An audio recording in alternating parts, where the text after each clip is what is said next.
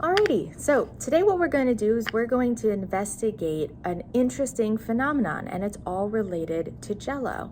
Now you should also be watching another video that is going to tell you a little bit more about the history and the background of gelatin and lead us into why we can't put fresh pineapple in Jell-O.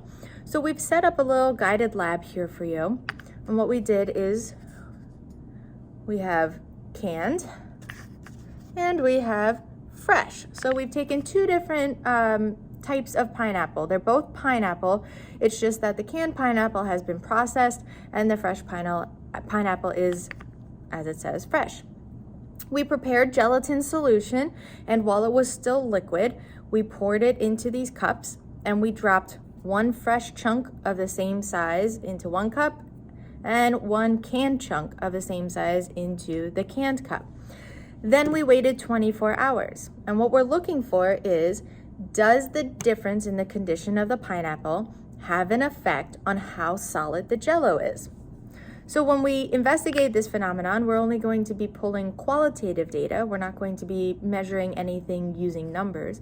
So it is strongly based on what we can observe with our senses. So we want to make sure we make good observations of what we see, what we smell, and even what we feel. I think all three of those would be appropriate for this lab. So who's ready for some results? Here we go. All right, so when we make Jell-O and we use the canned cup, okay, let's see what has happened.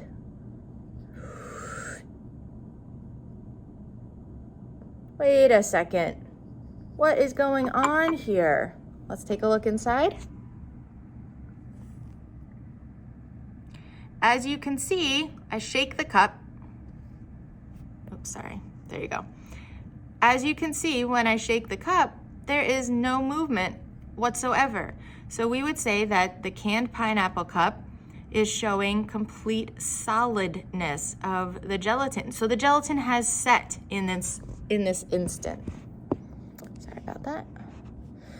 Okay, so nothing in the beaker.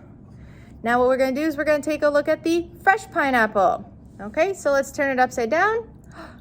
Whoa, what has happened? As we can clearly see here, the gelatin has not set, okay?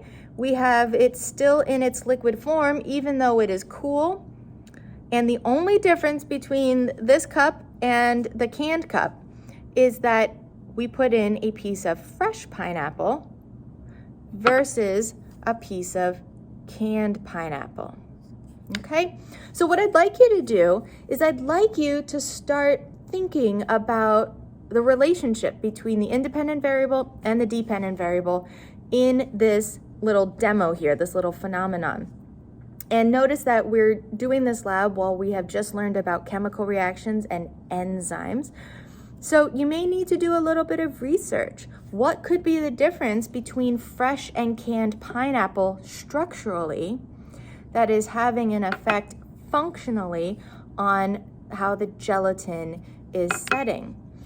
Then once you do some of that research, I want you to create a theoretical model. So remember, in our theoretical model, for each treatment group, a control and our experimental, we're going to explain what we've already witnessed, right? We're going to say, by using this kind of pineapple, we saw that the gelatin did or did not set, okay? But then what's key is in the middle is where you explain the mechanism, and we definitely need to talk about enzyme structure and function. So do some research, see if you can fill out this chart on your lab, and I will see you in class.